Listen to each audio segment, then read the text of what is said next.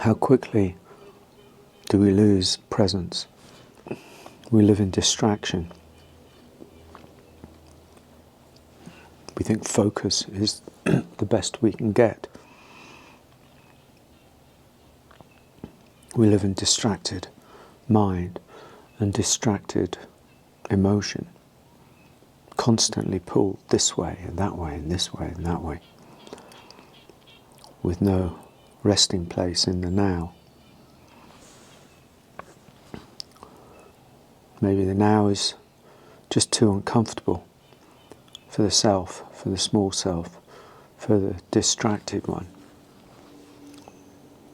But if the now is too uncomfortable, that we keep moving away from it and never actually, resting in it, then there's no peace. No peace, no presence, no equanimity, no grace.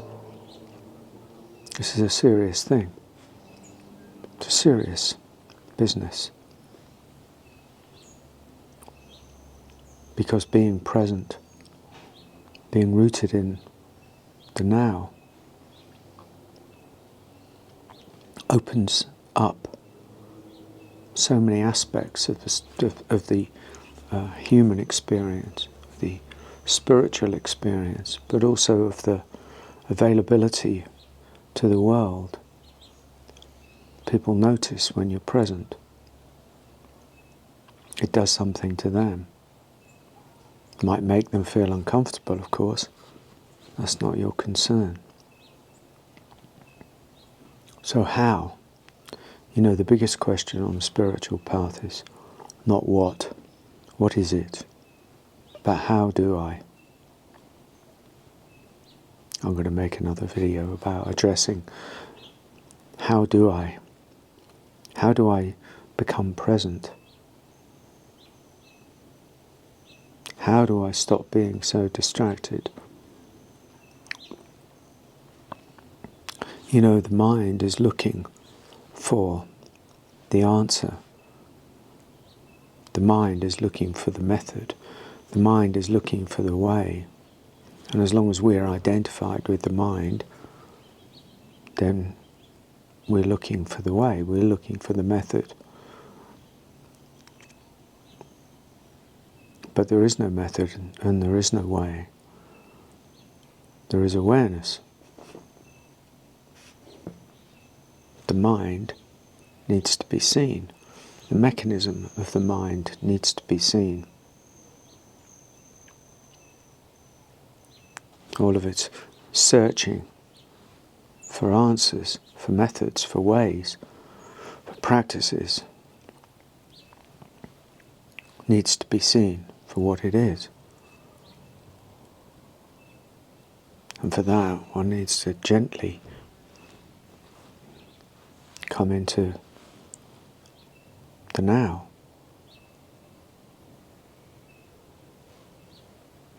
It's as much art as it is skill. It's not a doing. It's what's left after the undoing. The undoing.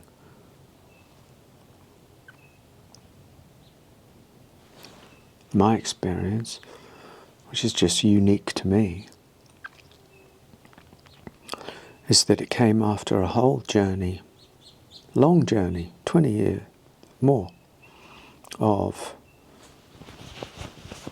body, emotion, mind, detoxification, letting go, catharsis, healing, working on, the body system. It wasn't the answer, it's not the answer, there is no answer.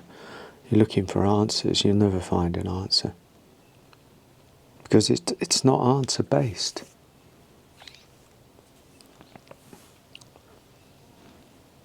That's the thing about it, it's not answer-based.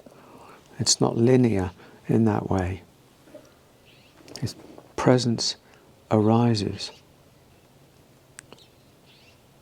when everything else is somehow moved out of the way. And so all one can ever really have is the willingness and a certain determination, and it's definitely a certain courage to see what's true and what's no longer true, what needs to be resolved, what needs to be forgiven, let go of, healed. And to keep on moving, to keep on diving.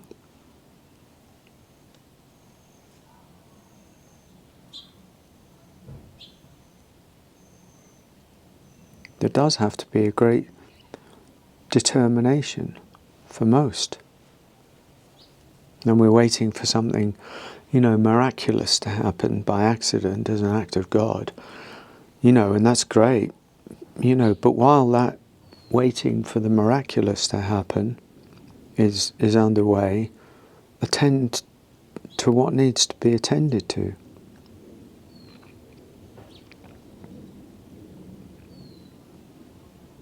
Attend to the emotional armouring. Look at it, see it, know yourself, know what your issues are, know what the struggle is. Write it out. Why not? Journal it. Why not? Don't make a meal of it, but just write it out. And when you've written it out, write it out. I let go of this, I let go of this. And in that writing out, make a prayer of it and burn it. Be committed to the journey, but don't be obsessed by a destination. Be committed. To remove the veils, to unpack all that's been built up takes a lot of energy. It takes a lot of energy. And that energy mostly is all going to the upholding of the structure of who you are. The defences and the projections and the ideas and the beliefs and the, keeping it all at bay, keeping the pain all at bay. That's where the energy goes. Most people are exhausted underneath it all. Most people are sick and exhausted underneath it all. It's because all the energy is going to the struggle without it going into any resolution. That's how we come into the now, into this presence. And in the presence, things change. In presence, things change. In the now, something opens up. Relief, relaxation, equanimity, presence, listening. A kind of intelligence, a kind of deeper intelligence opens up. Not mind intelligence, something deeper, almost mysterious. So, be committed.